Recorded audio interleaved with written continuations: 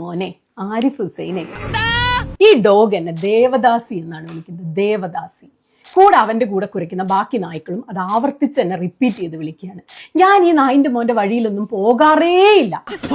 എന്നാൽ ഈ ഡോഗിന്റെ മോൻ എന്റെ പിന്നാലെ നടന്ന് അശ്ലീലം പറഞ്ഞുകൊണ്ടിരിക്കുകയാണ്. സ്വതന്ത്ര ചിന്തയാണ് സ്ത്രീകളെ അശ്ലീലം പറയാൻ ഇവരെ പ്രേരിപ്പിക്കുന്നത്, സ്വാതന്ത്ര്യം കൊടുക്കുന്നത്. ആരോടല്ലേ ഞാനിത് പറയുന്നത്? പ്രിയപ്പെട്ട സഹോദരി, ആരിഫ് ഹുസൈന്റെ വായിൽ നിന്ന് എന്തെങ്കിലും മനോഹരമായത്, മഹിതമായത്, മഹത്തരമായത് നിങ്ങൾ ഇന്ന് വരെ കേട്ടിട്ടുണ്ടോ? സ്വന്തം മാതാവിന്റെ മരണാനന്തരം ആ മൃതദേഹത്തിന്റെ ചൂട് പോകുന്നതിന് മുമ്പ് സ്വന്തം മാതാവിനെ, 10 മാസം ഗർഭത്തിൽ ചുമന്ന മാതാവിനെ സോഷ്യൽ മീഡിയയിലൂടെ അവഹേളിക്കാൻ യാതൊരുവിധ മനസ്താപവും കാണിക്കാത്ത മനുഷ്യരൂപം കൊണ്ട പിശാചിനെ കുറിച്ചാണ് നിങ്ങൾ ഈ പറയുന്നത്. ഒരു കാര്യം മനസ്സിലാക്കണം, ആരിഫ് ഹുസൈനോ ഈ നടക്കുന്ന ചർച്ചകളോ ഒന്നും മനുഷ്യരെ ബാധിക്കുന്ന പ്രശ്നമല്ല. നമ്മുടെ നാടും നഗരിയൊക്കെ വിട്ട് GCC കടലിലേക്ക് അന്നം തേടിപ്പോയ മനുഷ്യന്മാർ, അവരെക്കുറിച്ച് നമ്മൾ ആരെങ്കിലും ചർച്ച ചെയ്യുന്നുണ്ടോ? അതായത് താൻ താമസിക്കുന്ന ഫ്ലാറ്റിൻ്റെ ജനാല തുറന്നിട്ട് ആകാശത്തിലേക്ക് നോക്കുകയാണ്. മിന്നിത്തിളങ്ങുന്ന താരങ്ങളെ കാണാൻ വേണ്ടിയല്ല, സൂര്യൻ്റെ പ്രോജ്വലിക്കുന്ന പ്രകാശം കാണാൻ വേണ്ടിയല്ല, മരണത്തിൻ്റെ കയ്യിലേറി മിസൈൽ വരുന്നുണ്ടോ നോക്കി നിൽക്കുകയാണ്. ഇന്ന് അസ്തമാനത്തിൽ കിടന്നുറങ്ങുന്ന മനുഷ്യരുടെ മനസ്സിലും വിഹ്വലതയാണ് നാളത്തെ പ്രഭാതം കാണാൻ പറ്റുമെന്ന്. അത്രയും ആശങ്കയിൽ മനുഷ്യർ മരണത്തിൻ്റെയും ജീവിതത്തിൻ്റെയും ഭയത്തിനിടയിൽ ജീവിക്കുന്ന ഒരവസ്ഥയിൽ ഇത്തരം അവഹേളനങ്ങൾക്ക് എന്ത് പ്രസക്തി? ഇതിനാരാണ് ഇതിനൊക്കെ കാതു കൊടുക്കേണ്ടത്? മനുഷ്യർക്ക് ഗുണമില്ലാത്ത, മാനവ സമൂഹത്തിന് ഒരു ഗുണമില്ലാത്ത ഇത്തരം മനുഷ്യർ, അവരെക്കുറിച്ച് നമ്മൾ ചർച്ച ചെയ്യുന്നത് പോലും അശ്ലീലമാണ്. അവരിൽ നിന്ന് അതിനേക്കാൾ ഒരു നല്ല വാക്കുകളും അവർ പറഞ്ഞതിനേക്കാൾ മഹത്തരമായി എന്തെങ്കിലും ഒന്ന് നമ്മൾ പ്രതീക്ഷിക്കേണ്ട കാര്യമില്ല. പിന്നെ കവീനയാകട്ടെ, ഈ കൊല്ലപ്പെടുന്ന ഏത് മനുഷ്യരും ആയിക്കോട്ടെ, അവരെക്കുറിച്ച് പ്രാർത്ഥിക്കാനും പറയാനും അനുസ്മരിക്കാനും ഓർക്കാനും നിലവിളിക്കാനും നെഞ്ചത്തടിച്ച് കരയാനും എത്രായിരം മനുഷ്യന്മാരുണ്ട്. ശരി തെറ്റുകളൊക്കെ അങ്ങോട്ട് നമുക്ക് മാറ്റി നിർത്താം. ഈ പറയപ്പെട്ട കക്ഷികളൊക്കെ ഇവിടുന്ന് മരണപ്പെട്ടു പോയാൽ തെരുവിൽ കിടന്നുറങ്ങിയ ഒരു നായ, ആ നായനെ ഏതെങ്കിലും ഒരു കാര്യത്തിൽ ഒരു മനുഷ്യൻ ഓർക്കുന്നത് പോലെങ്കിലും ഇവരെ ആരെങ്കിലും ഓർക്കാറുണ്ടോ? ഓർക്കുമോ? നമ്മൾ ചിന്തിച്ചു നോക്ക്. ഓർക്കണമെങ്കിൽ അവരെന്തെങ്കിലും ഒന്ന് മഹിതമായത് ഈ ഭൂമിയിൽ ചെയ്തിട്ട് പോകണ്ടേ?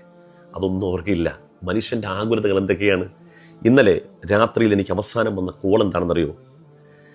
ഒരു ചെറുപ്പക്കാരൻ, അദ്ദേഹത്തിൻ്റെ മകൻ +2 പഠിക്കുകയാണ്. നമ്പർ തന്നിട്ട് പറഞ്ഞു, മകനെന്ന് വിളിക്കണം, ആശ്വസിപ്പിക്കണം, മാപ്പാക്കൊന്നും പ്രശ്നമില്ല എന്ന് പറയണം.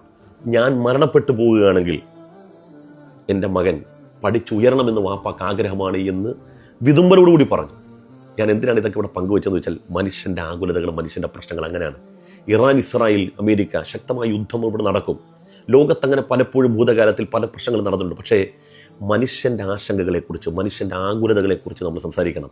മമ്മൂട്ടി പോലും പറഞ്ഞത് മനുഷ്യർ വിജയിക്കണമെന്നാണ്.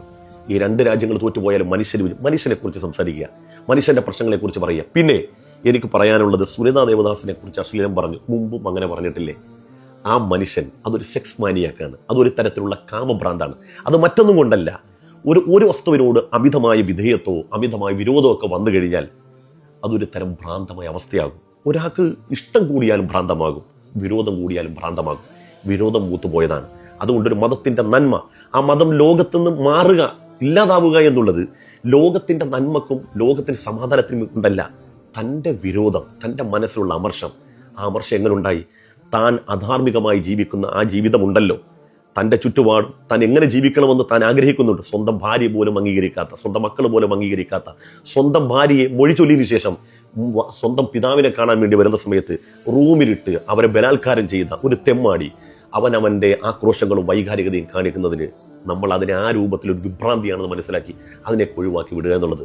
ഇവിടെ മനുഷ്യരാണ് പ്രശ്നം, മനുഷ്യൻ്റെ തന്നെ പ്രശ്നം. മനുഷ്യർക്കൊപ്പം നിൽക്കുക, മനുഷ്യന് വേണ്ടി സംസാരിക്കുക, ബാക്കിയെല്ലാം വ്യതകൾ മാത്രമാണ്.